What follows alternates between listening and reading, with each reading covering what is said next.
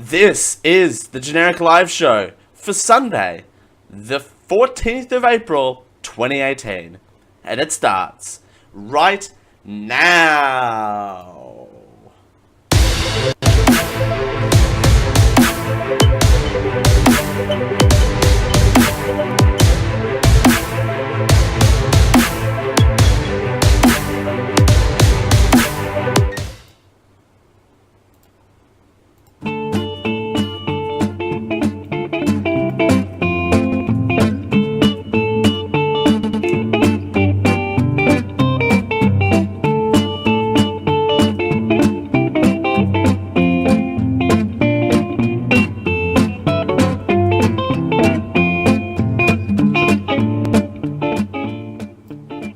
Part of a balanced breakfast and proud members of the Geek.io podcast network. This is the Generic Live Show. Thanks for joining us here on the Generic Live Show for a Sunday! Woo! We're back on the Generic Live Show on a Sunday. Thanks for joining us here on a Sunday. This is the Generic Live Show on Geek.io FM. No, I'm not going to derail the show in 2.5 seconds like I did with the pre-show. By the way, we are starting a little bit behind because we just had a cracking pre-show. If you're not listening to the show live, Sundays at 5:30 p.m. Eastern, you're missing out on some very high quality content. We discovered probably one of my favorite ladies of all time on the pre-show. So. It's an experience to be had. Let me tell you, the Generic Live Show pre-show. But we'll move on. We have to move on from Leslie Stovall giving you her morning sunshine. Excuse me. Oh, girl, gassy. Anyway, so Leslie Stovall is giving her morning sunshine. So there's the pre-show callback right at the top of the show. So there you go. It's an experience and a half. You should really listen live. It's fun and insightful for everyone. But thank you everyone for sticking with us last week for the time change and everything. It was still a great show. Nonetheless, and notwithstanding, we're back, and let's jump straight into it. And yes, my voice is very slowly deteriorating. More cricket drama. Oh, you know what? I am reveling in this cricket drama at the moment. TBH. This cricket drama. Cricket Australia has decided to move all of its broadcasting from Channel 9 to 7 and Foxtel. Cricket is returning to pay TV, as it seems. Australians will have to watch some of the summer's most prized sporting events after Cricket Australia decided to embrace a hefty 1.2 billion, with a B, broadcast rights deal underwritten by pay TV group Foxtel.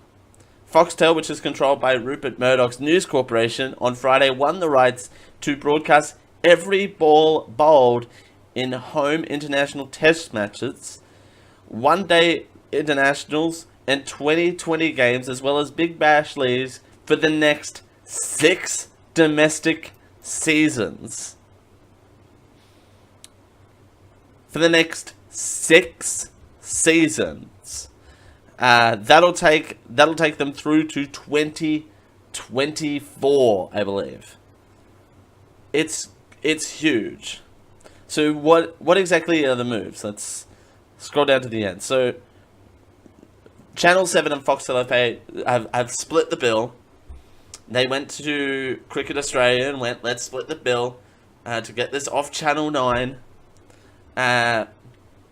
To win the broadcast rights to broadcast both men's and women's international and domestic cricket for 6 years. Hey, it's Coruscant Rhino from Coruscant Farming Incorporated. Hi, welcome to whatever show this is. It's not GLS today. Catch the pre-show, and you'll understand why it was such a mess. But welcome to the actual show. Fox Sports will also be forming a digital partnership with Cricket Australia, and each network has its own commentary team. So Channel 7 will have its own set of commentators, and Fox Sports will have its own set of commentators, whereas previously Channel 9, well, it was only in one place, so Channel 9 have its own special set of commentators, so the commentators aren't moving networks either. So they're currently losing each of their current commentators. So what's on 7? The men's test matches involving Australia, 16 Big Bash matches, including finals. However, no one-day international matches. That's for the men. For the ladies, they've got international matches involving Australia and 23 quote-unquote key Women's Big Bash League games. Because at the moment, fun fact, I'm going to switch over to the solo mode for now. Fun fact, they actually have more Women Big Bash League games than men at the moment. So they, women are playing more Big Bash games, which is great. Big Bash, it's 20 no, it's not 20 overs, but I think might be 20 overs. The point of the game is to smack the ball as hard as you can. I mean, that's the point of the game anyway. But, the extra point is that it's so fast-paced that, you only have a certain amount of overs to get through. What's on Foxtel? So Foxtel will have Foxtel is the pay TV aspect, whereas the 7 network is the free to air kind of stuff. Channel is the word I was looking for. Thank you. All one-day international matches for men. All T20 matches. All test matches involving Australia. All Big Bash League games. 13 domestic one-day matches. A domestic Sheffield Shield final. Women, they will have 23 Big Bash League games and shared rights to stream cricket on mobile devices with Cricket Australia.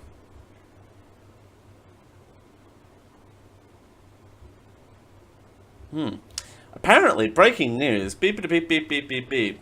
The Commonwealth Games closing ceremony was last night. And apparently it was controversial. I would believe that. Actually, funny story about the Commonwealth Games. I saw a bit of it at work when I was on my lunch break, and one of the male interviewers, and live television is really hard. I'm not knocking anyone who does live television because it's really hard. Let me tell you, as a person who has been in numerous, live television shoots, and have been involved both in front of the camera and behind the camera, live television is really hard to do. So is live radio, for that fact. And Leslie Stovall, we may have mocked you in the pre-show, but what you do is amazing on Catalina Island. But it's really hard to do. And one of the male interviewers, they were interviewing the female cyclists, the gold and silver medal cyclists for Australia, and the male person, I don't even know who he was. He was some backbench kind of person from the weekend morning show that has a segment. So they wheeled him out, and he said, "Oh, You guys had enough time to go home and get changed, and I thought you were going to be wearing your cyclist kit to the after party. I didn't think you had normal clothes. He literally said, I didn't think you had normal clothes. To these two lovely, bubbly, upbeat cyclists. And their faces just went from la-di-da-di-da to, you're effing kidding me, right? I thought you were going to wear your cycling kit to the after party. I didn't know you had normal clothes. And I don't know why, but I pissed myself laughing. That's so bad. Yeah, I'm getting on God and wows from the chat room. It was rough. And I get, like, they interview a lot of people as well. Why? They interview a lot of people, like, as well. So I understand if they have, you know,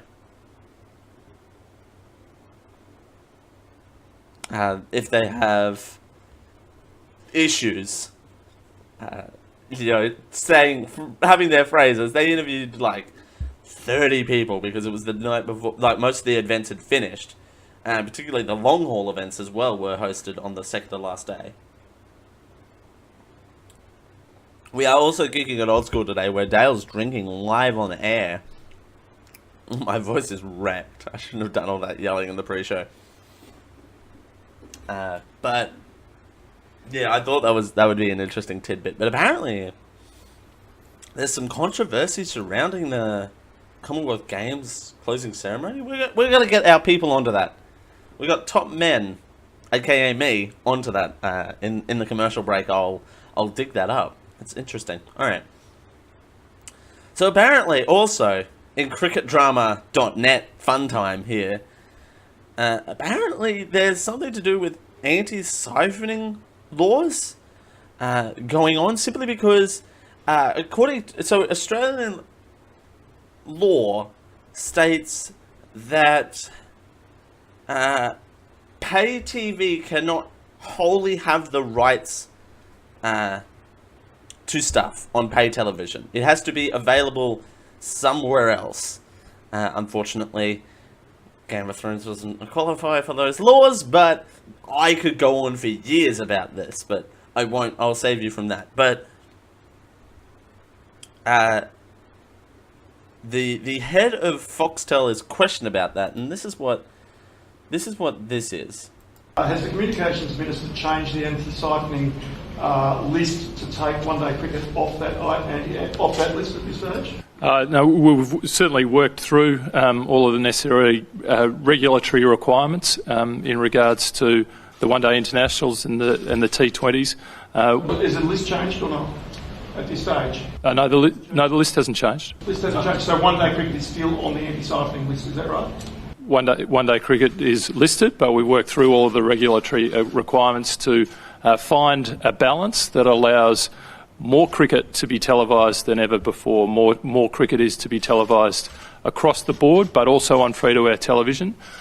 We see this as an outstanding result for Australian cricket fans. On that past the government, James, and as the Communications Minister approved it, it's definitely those two events are on the anti-siphoning list.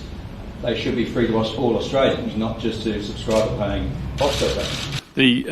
Certainly the Minister is aware of that, and we've worked through, it's our obligation to work within the regulatory requirements, as it is indeed for my colleagues on left and right here, and we've certainly done that, but what we have been all about through this process is about arriving at a landing spot that allows more cricket to be televised and broadcast, more accessible, and certainly on free-to-air television, there will be more cricket than we've ever seen before.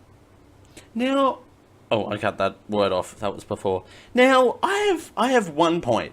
Oh, my audio just got super low. How about now? I get on top of the microphone. One interesting minor note.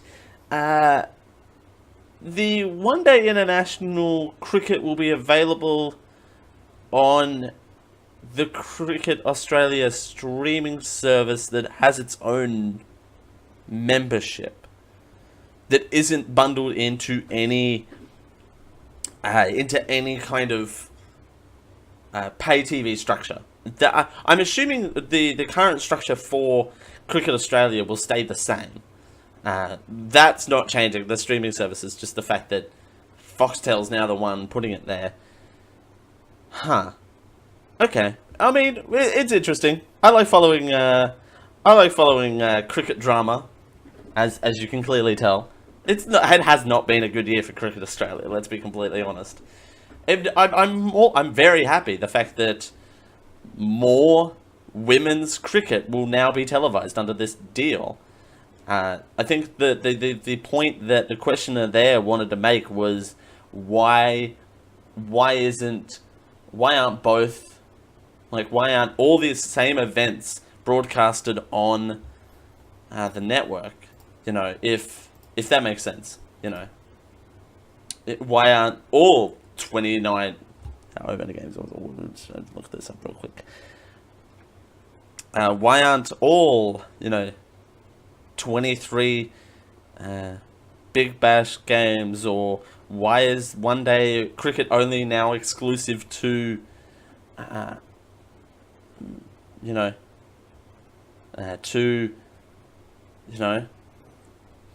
pay TV? And it was about one day cricket there.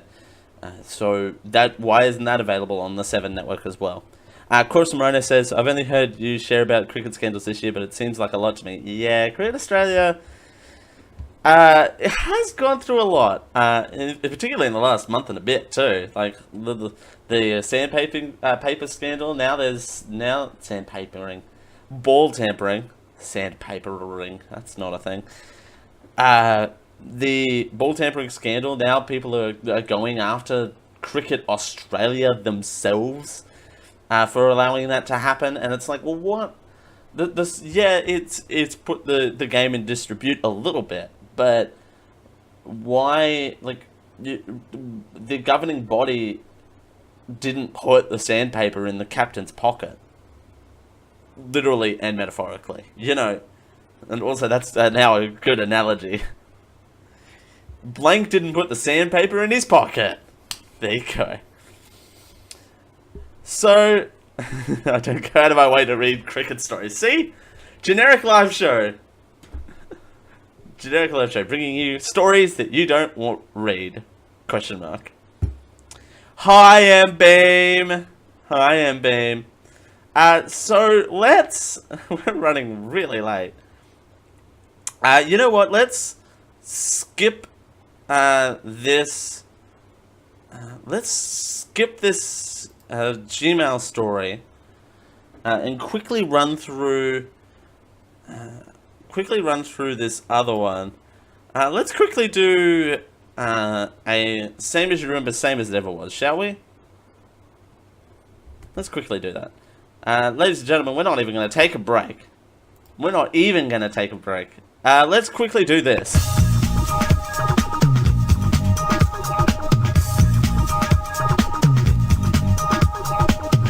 This is not my show!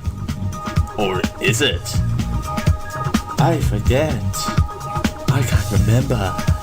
1974, 1981, 2002, 2001, 1941, 704. Is it the same as you remember?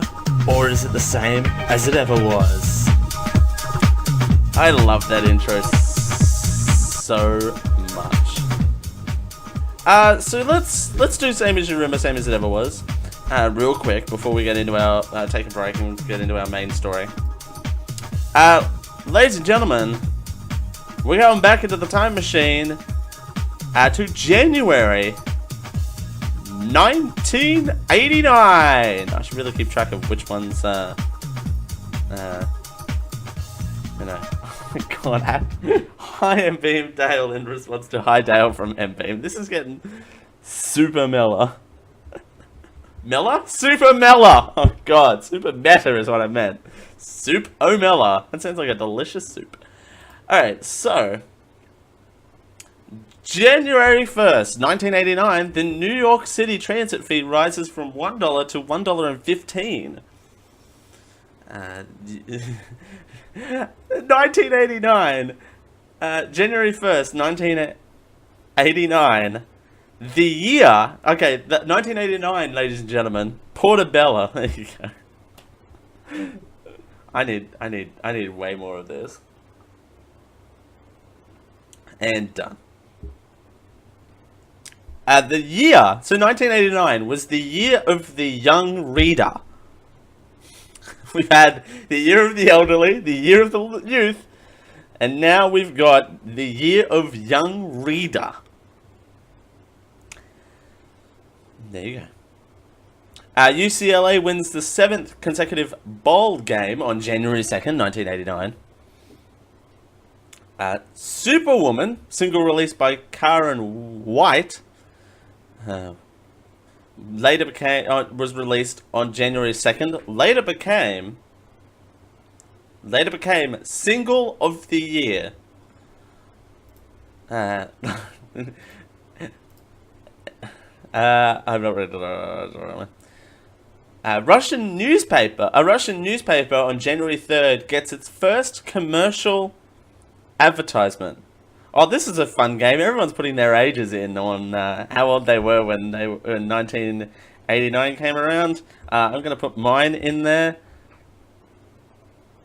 I'm going to put... I'm trying to do math live on air, and it's not working. So I'm going to put mine in there. Again, I realize it's going to show up on screen on the video on demand, but there you go. YouTube.com/Geeko Show.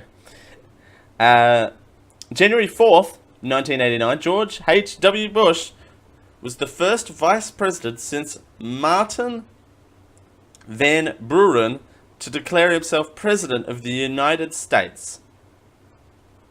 There you go. January 5th, 1989, 2 French TV newsmen were arrested trying to plant a fake bomb on 3 airlines at JFK Airport in security test.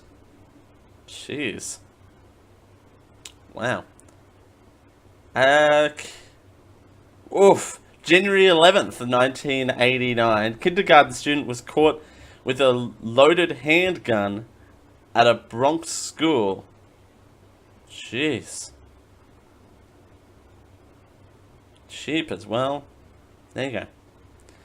On January 13th, 1989, computers across Britain were hit by quote-unquote Friday the 13th Jerusalem virus. That sounds... I'm so glad that people don't do that these days. There you go. January 15th... Oh, here's a good story. Here's a good story. Oh.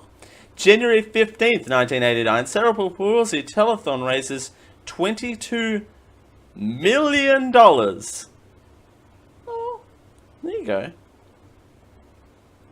Not really that story. January 18th, 1989, IBM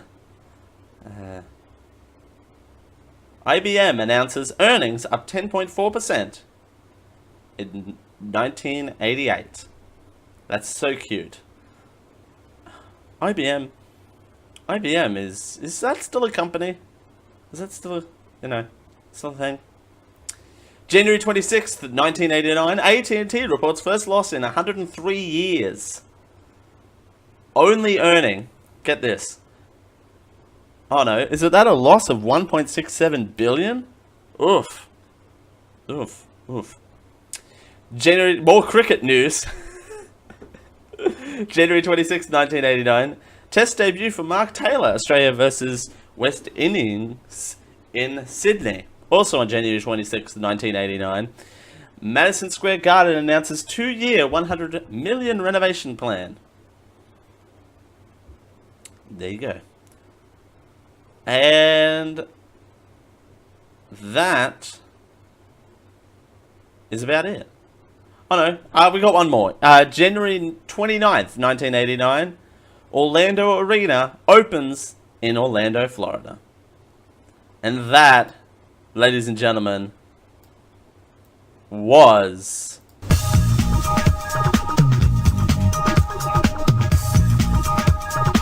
Same as you remember, same as it ever was. This is not my show! Or is it? I forget. I can't remember. 1974, 1981, 2002, 2001, 1941, 704. Is it the same as you remember? Or is it the same as it ever was? There you go. Is it the same as you remember? I mean... 1776. I mean, this database goes a fair ways around back. I could probably do a very, very old Jesus was born episode 2010. 704, 1993. I don't remember 1993 at all. What are you talking about? Alright. Alright, we're going to take a quick break. After the break, we're going to be talking about the Mark Zucks. Have you ever heard of Mark Zucks?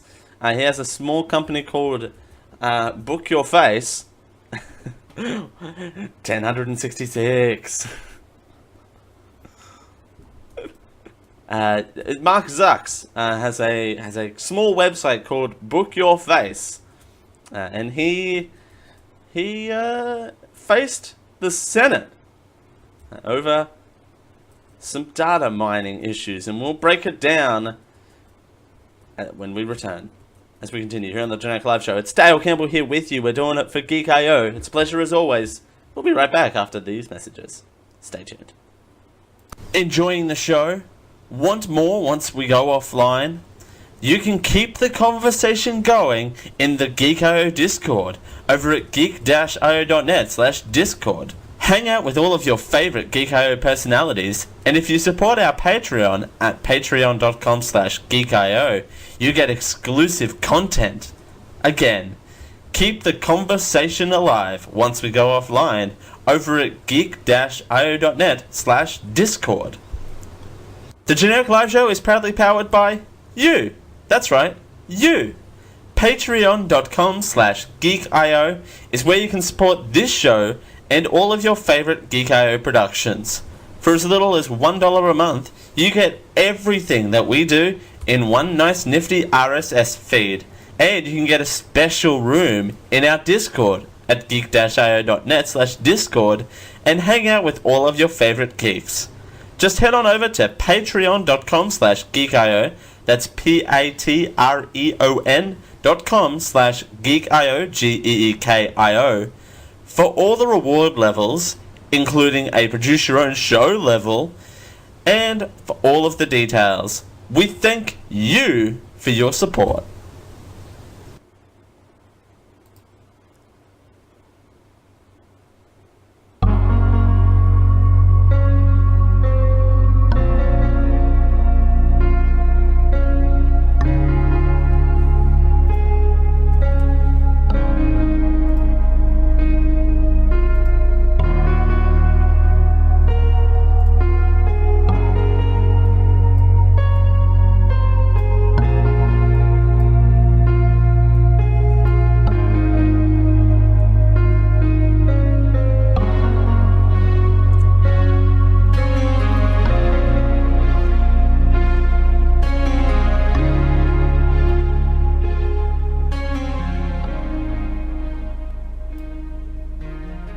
We're here to give you a big dose of genericness. This is the Generic Live Show. Thanks for joining us here on the Generic Live Show for a Sunday. It's Dale Campbell here with you. We're doing it for Geek.io. Thanks for joining us. Beam's waiting for this bass to drop. It's never coming. It's never coming. It's never coming. Oh, here we go. It's getting into it now. Here we go. This is one of these troll songs where the bass actually never drops. See? It never drops. Hi! You think people control this show? See, I control you right back. Thanks for joining us here on the Generic Live Show for a Sunday. It's Dale. Come here with you. Ladies and gentlemen, I'd hate to tell you, but your user agreement sucks. Mark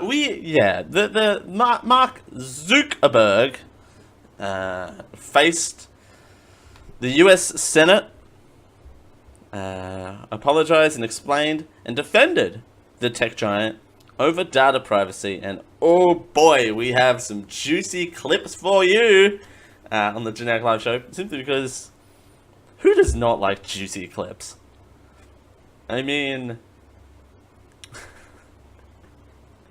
I'm not reading that on the show. I mean, yes, that. Just, I know audio podcasters, it's not great, but that. Also, aww, that's sad. That's sad.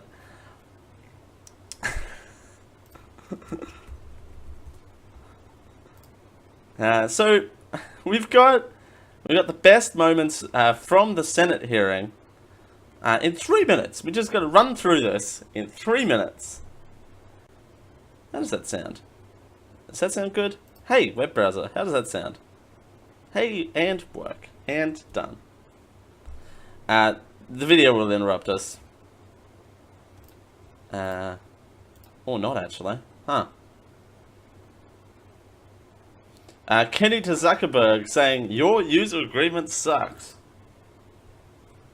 Let's see if this clip works. And work. And work. Mr. Zuckerberg, I come here we in go. peace.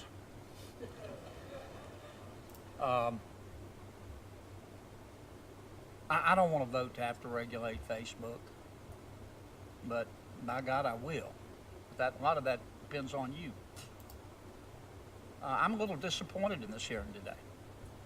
I just don't feel like that we're connecting. So let me try to lay it out for you from my point of view. I think you're a really smart guy. Aw. And I think you have built an extraordinary American company.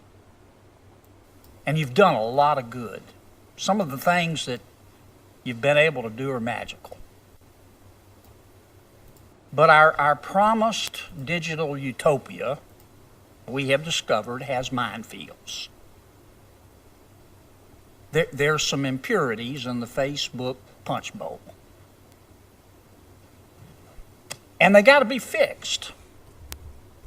And I think you can fix them. Now, here's what's going to happen. There are going to be a whole bunch of bills introduced to regulate Facebook. It's up to you whether they pass or not. You can go back home, spend $10 million on lobbyists and fight us, or you can go back home and help us solve this problem. And there are two. One's a privacy problem. The other one is what I call a propaganda problem. Let's start with the privacy problem first. Let's start with your user agreement.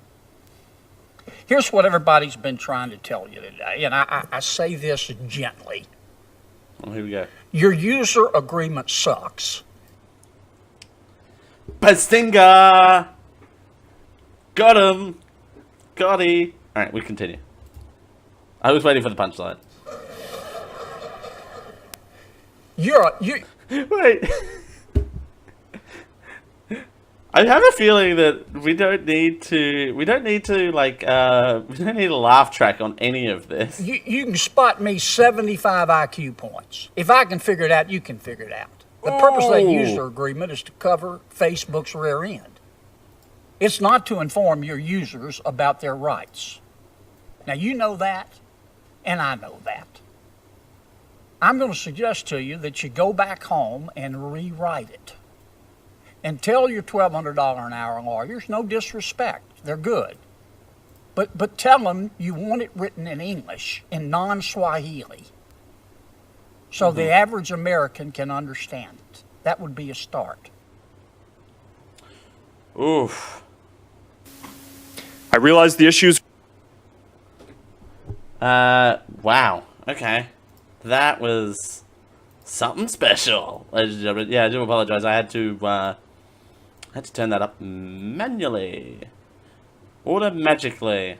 It's amazing what you can do on the fly. That was that's I mean, that's the result of it, right? Like the that Zuckerberg has to Emily puts this in the chat. It's amazing. Look at that. I mean, I have one issue. Shouldn't it be a red shirt? Shouldn't be this is really good. I like this. This is so good. Just keep this up for the entire segment, just somewhere along the line.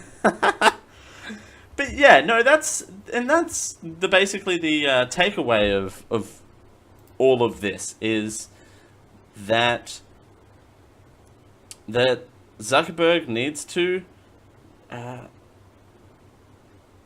needs to redo the user agreement on Facebook. Everyone knew that Zuckerberg would be entertaining at the hearing as he prepared his remarks.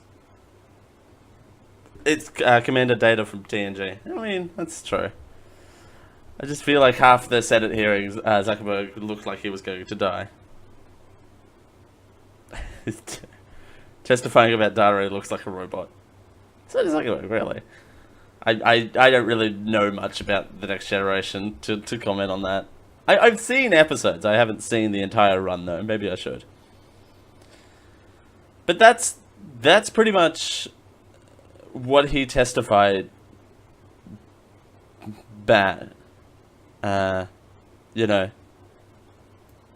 It's and there was other moments from the testimony that I so wish this 3-minute video would load to clarify a lot more of this stuff. Go into the Internet Wayback Machine and look up the original Facebook terms and privacy policy before they got big. It fits on one page. Really? Wow. Okay. Huh. He got questioned about the Cambridge Analytica statement. He also got confronted about self-regulation may not be enough. That's what artificial intelligence is for. And I should we be leaving this sort of stuff, regulation to AI? Should we? I mean, AI is the way of the future. I understand that, but I don't think that it's great to have them deal with information.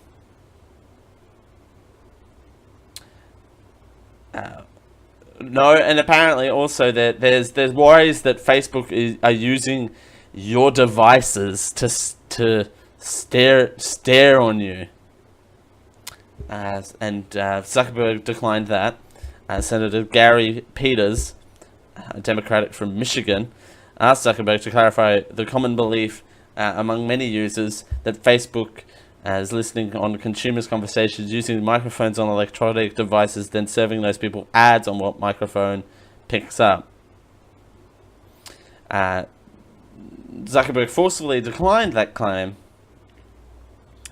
and Facebook is using smartphones to pick up ambient audio and called the idea a conspiracy theory.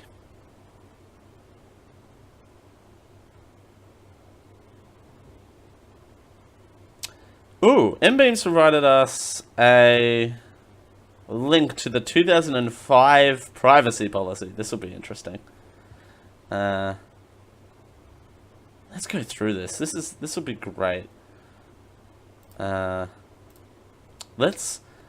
Facebook. This was back when it was called The Facebook too. The Facebook. It's an online directory and social networking community that helps people find their friends and other people. To accomplish this, our users create their own profiles and privacy settings, and use some personal information. That's ironic these days. We asked for to display in people in the groups to use the privacy settings. Huh. Also collects users' profile information such as gender, field, location, courses, etc. Email addresses should never be sold to anyone. This site may contain links to other websites, so be warned. Oh, see, this is interesting. The third-party advertisement. Yeah.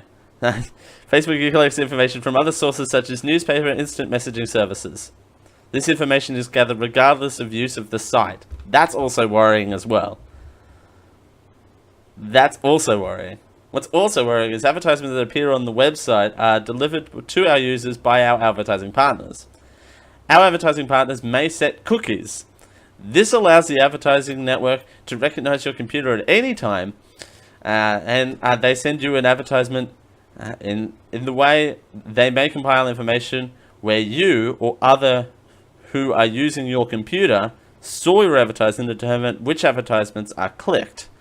This information allows an advertising network to deliver targeted advertisements that they believe will be most interest to you. The Facebook does not have... Oh, I'll be that to you. The Facebook does not have access to or control of the cookies that may be placed by the third-party advertisement servers or service of the ad networks. Oh, the Facebook users may modify or remove of their personal information at any time by logging on to their account. Information will be updated immediately, and the old information will never be displayed to any user of the site. I love the fact that that dodges the whole point of this, which also was a point in the hearing, was how long does Facebook actually keep the information? And also, that part of the privacy policy, isn't that what got them in trouble with Cambridge Analytica? Isn't that the deal? Wasn't that the deal? Wasn't that the deal?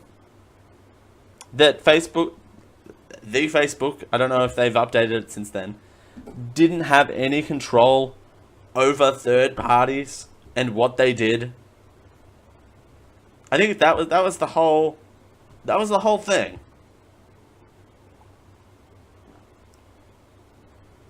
That they didn't have control over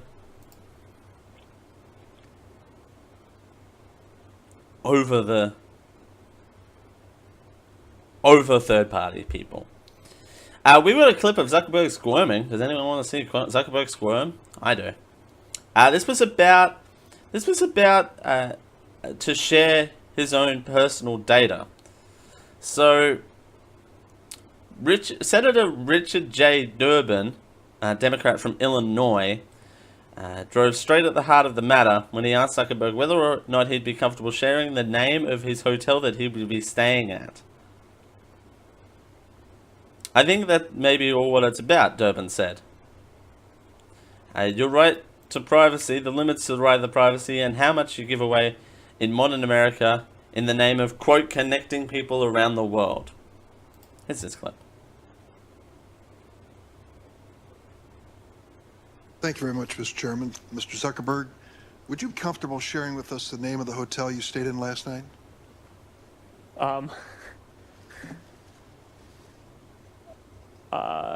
No.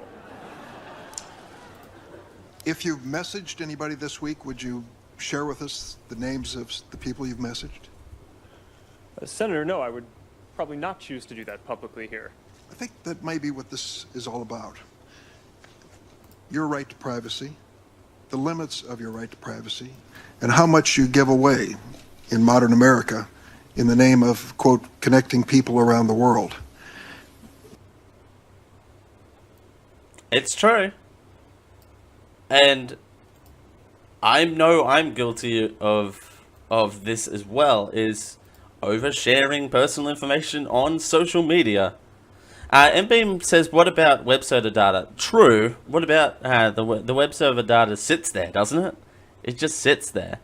I mean, you would be more akin to talk about the web server data than myself, because yeah, like you just said in the chat, like you have a web server data, and I can tell you what link you clicked on and where you arrive to the server, your IP address, your web browser, which could be used for trackage, and that's very common on websites as well, from the little stuff. And that's used for marketing as well, sitemaps and funneling. Facebook has a very good funneling service where they definitely funnel you into, two particular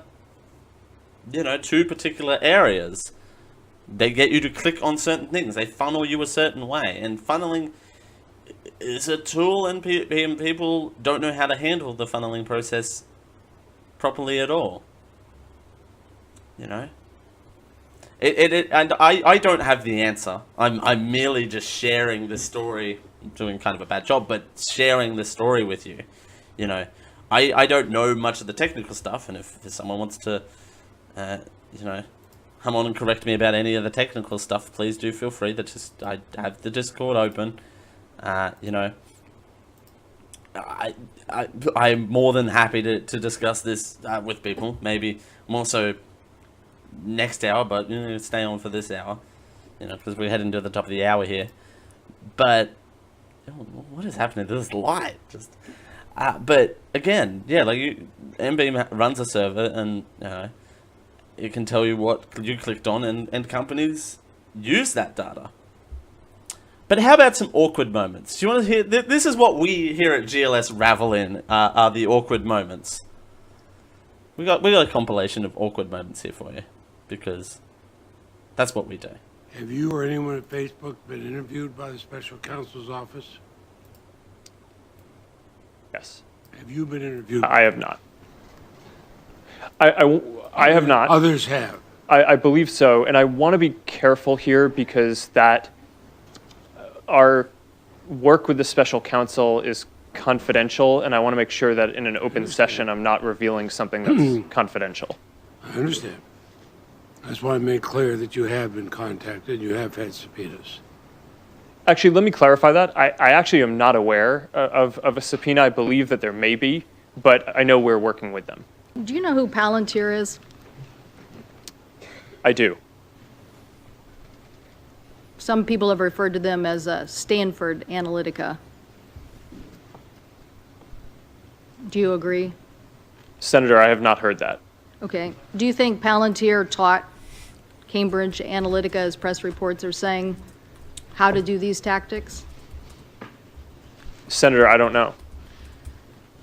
Do you think that Palantir has ever scraped data from Facebook? Senator, I'm not aware of that.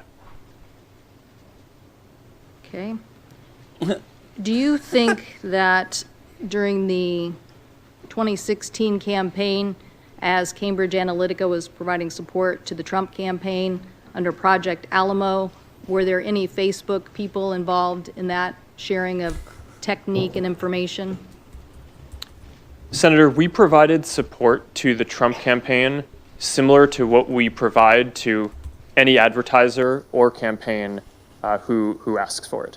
Mr. Zuckerberg, would you be comfortable sharing with us the name of the hotel you stayed in last night? Oh, this moment again. Reliving this moment. This moment's so good. No. If you've messaged anybody this week, would you share with us the names of the people you've messaged? Senator, no, I would probably not choose to do that publicly here. I think that may be what this is all about.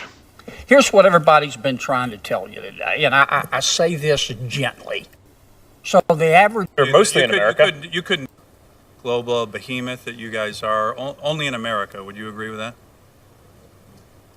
Senator, mostly in America. You couldn't do this in Mostly China, in right? America. Or what you did 10 years. Well, Senator, there are some very strong Chinese internet companies. Right, What? but you're supposed to answer yes to this question.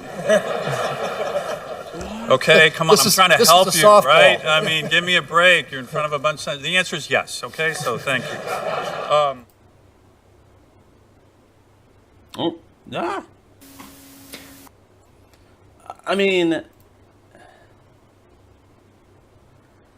that Emily puts it very delicately in the chat, saying all of these people would have 12 o'clock flashing on their VCR players. It's very true, Senator Bob. Well, my grandson was playing Hello Kitty Pudding Pop and an advertisement for Viagra popped up. Can you explain that? I mean, it's very much like that. Like, it is super like that. And I love the fact that basically that last senator asked, does Facebook have competition? And Zuckerberg's answer was, there are big Chinese website companies. What type of answer is that? Like, there are big Chinese companies. Ugh. So, and also, by the way, I just wanna clarify something. I love getting messages from fans. I do this for the fans. But just understand, if a bunch of you send me chain messages that, you know, say, send this to 9 people, and it's clearly a hoax, I'm gonna respond with a news article that says that it's a hoax. I'm just gonna put that out there. So I got sent a whole bunch of Facebook's going to shut down and become a paid-for-only subscription, and apparently all messages talk like movie trailer people. But yeah, I got a bunch of messages going, Facebook is closing down, and you're gonna have to pay 79 cents per period. Which also that's also a tick. But anyway, you know, if you don't send this to 6 people on your contacts list, they'll get shut down. Your logo will turn red, and you'll be able to keep using Facebook for free. Send this to 9 people immediately. I got a bunch of those yesterday. Sorry, I got a bunch of those on Sunday. I had a bunch of those on Saturday. Just understand that I do a news show that's mainly now turned into an entertainment show with the news in it. But just understand that. Yeah. I report the posts and move on. These were direct messages. Can you report direct messages without reporting the person? Can you do that? But okay. Now it is a hoax. Facebook was meant to shut down an hour ago. So I have not tried to go to facebook.com yet. So it could be shut down by now. Who really knows? But you know,